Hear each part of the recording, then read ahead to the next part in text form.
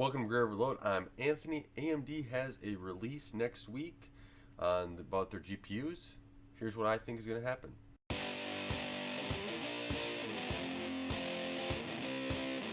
AMD has a announcement next week for going through and announcing their graphics cards that they're going to be coming out with. And this is, I think, is going to be a pretty big announcement for AMD. It's basically their next generation RDNA architecture, kind of breaking away from the GCN that they prior were using. And this, I think, is the first time they really got to dive in and change quite a bit of things with the architecture to really progress their architecture forward and make sure that it can compete with NVIDIA. Now, NVIDIA, I think, will kind of rush their launch, and this is a little bit of an opening for AMD that they need in order to maybe capitalize and take some market share back from NVIDIA. And so I expect them to have the 6900 be able to just beat or compete with the 3080, and the XT version to be ahead of it, if that's how they're going to name these. And then the 6800, I expect that to be maybe just slightly below the 3080, and then the 3080, or that would be the XT version, and then the 6800 just to be able to compete and beat the 3070. So I think that's how it's going to kind of line up. And I do expect AMD to compete on prices. Now, does that mean that the prices will drop? I do not expect AMD to drop the prices by a significant margin to really make it where we're kind of getting back to where we were at prices being much lower than what they currently are. But NVIDIA already brought back the prices to $700 on the 3080 and $500 on the 3070. Now, the 3090 is still $1,500. I don't expect AMD to be above $1,000. I think that if they do have like a 6900 XT that that is much faster than the 3080, but not, or even let's say it competes with the 3090, I expect them to still be underneath $1,000. Now, if that is $999, that's where it's going to sit. But maybe they do $950 on it. I like to see that come down over time, but I don't think it will until we get more competition out of it and we see where sales go forward. If NVIDIA has to bring the prices down, then AMD and NVIDIA will start playing, price war a little bit here and there. But for right now, when it releases, it's just going to be, hey, it's a little bit lower. The one place where I see NVIDIA playing a price war and playing some games with it is the 3070 that they kind of delayed to launch to be one day after this announcement. So that's where I think that they're going to play a little bit there. I do expect something like Red Tech Gamer named as Infinity Cache. I expect something new caching mechanism for these AMD cards, right? There used to be high bandwidth cache. That was a little bit different. So AMD's always been messing with this memory management with different memory techniques to kind of help improve things. So there's rumors about a 256 memory bus on these cards, which a lot of people are saying might be a little bit, why so small on this. But AMD has always done a lot of work with their memory side things, and I think that they might have figured out something else. Remember, this is a lot of rework done on this architecture that they have, and I can't wait to get to read about this architecture a little bit more. Hopefully AMD comes out with more details about it, maybe a white paper on it.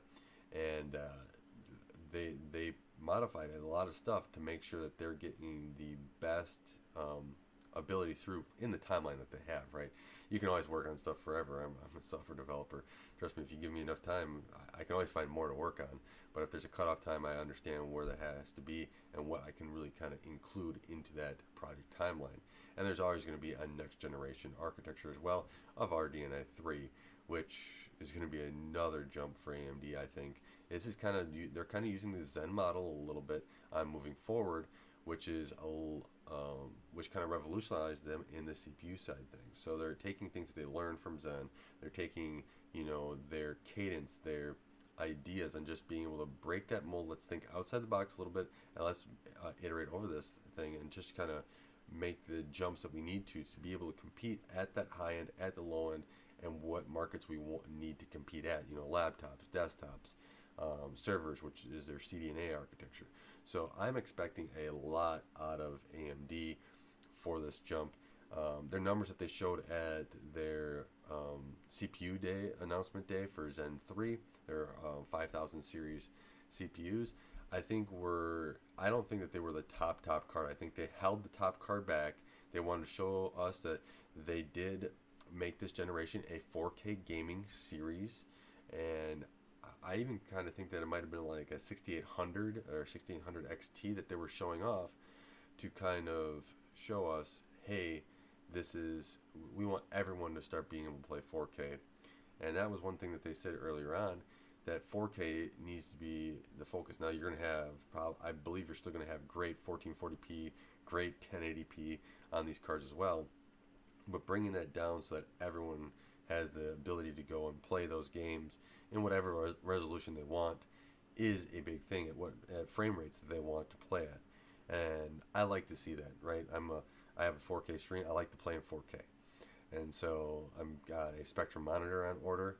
I probably will not have a graphics card on order. I wish I did. I just don't. I'm not made of money, so I don't I don't have that. But if I could be able to throw that in here and use that, especially for other things I test and develop, it would just be, and I think, a great way to immerse myself into the ecosystem and see what 4K can do. It'll be a jump over my Vega card. I got a Vega 64 right now, which does okay. It can hold its own in some games, but I got to turn some things down. But if I really want to push it, I think that these AMD cards will be able to push. And it'll be interesting how they compete at different resolutions with NVIDIA. I also want to say something about memory too. I expect that and some rumors are already saying this, 12 gigs for the 6900 is going to be 16 gigs at least. And then I hope the 6800 is, the 6800 would be around, I want it to be 16. I hope that's what it is. I think it would be 12 and maybe also 12 for the 67. Or maybe they go 12, 16, 16. I think that would be a good distribution of RAM. Now they'll have different GDR6 speeds. I don't expect GDR6X. I expect that AMD just to sit on that for a little bit until maybe another generation, or RDNA 3, which would be the next generation. But I like them to go up that range. I know as games start utilizing more RAM, let's say you start loading into it, there's different things where you can stream in from the SSD right to the graphics card, right? There's the new drivers from Windows to have the graphics card be the scheduler instead of the CPU. So there's all this movement on Windows Microsoft side to kind of make it so there's more direct access to the graphics card from the SSD, all this stuff. NVIDIA even has, NVIDIA I/O, and Microsoft's just been talking about this. You got the new consoles doing the same thing. This is the next iteration of gaming that's going to happen, and as this moves, the more RAM you have, the more stuff you can actually stream in as you're going through and playing the game, and you don't necessarily have to maybe do more memory management on that GPU side, which is a benefit for AMD. I think that's why NVIDIA is also rumored to have a 3080 20 gigabyte out there, right? That's the next step to maybe alleviate a memory issue that may coming down with NVIDIA I/O and stuff that they may be seeing with games. So overall, I think that this is going to be a good series, great competing series, and we'll see where all the benchmarks come out. I love to benchmark the cards. I love to have a 3080 benchmark too, but that's just, I'm not made of money, right? So it's hard to have all that stuff and still be able to do it at this time. But if they come out and AMD can compete at all and start taking back market share, we could have some fun here. We could start seeing prices come, I think, that 3080 price range at $700 start creeping back down to 650, 600. It won't be back to 500 or lower right now, but over time, let's say Intel comes out and they have a discrete graphics card that maybe it's not high end but competes in the mid range, that could drive prices down too. And you don't want to have a huge gap between prices, because that allows somebody else to come in, put a card there, and take market share. So I'm sure prices then, or they put another card in there to kind of fill those gaps as they pop up in these price ranges. one thing I'm interested in is Nvidia does have a little bit of price range from the $500 to $700 series, whereas like a $600 card, there could be something in there too. And I think AMD might come out and fill those price ranges. Let's say they have a 6900, 6900 XT, 6800, 6800 XT, and 6700, 6700 XT, and you kind of slot those in, and you put them in there, and people can then jump up between the price ranges, and you can kind of compete with Nvidia a little bit on price and put performance bracketing stuff between each of them. Make people, I love that stuff. I love to be able to go, okay, what if I price this a little bit differently? How does this machine work? And be able to do it. I love helping out users that way as well. But that becomes the fun part as a PC builder. I just love that stuff. So I can't wait for these. I can't wait to see the lineup on the Nvidia side and see where prices go. I love the prices to be a little bit lower. Makes it more attractive for me to be able to, buy a graphics card and actually have money for it, right? So with that, let me know what your thoughts are on these graphics cards and what to expect, what you expect out of them. I do expect this 80 CU card, and this generation RDNA 2, I expect them to use it quite a bit, or to be more competitive on power than what they were in the past. So I think that the 6900 XT will use less power than like the 6900. Now, where the total board power and everything lines up with Nvidia, I think that we'll see that once the reviews are out. But I do expect them to be a little bit better because they are going to be using a 7 nanometer process, and all the engineering that they put into this architecture to be more power efficient.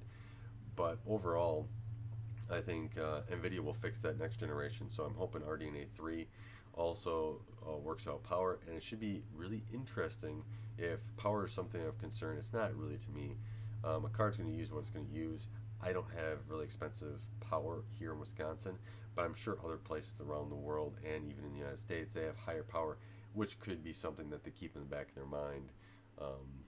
I always found it weird, but again, I'm in a state, in an area where power isn't that expensive.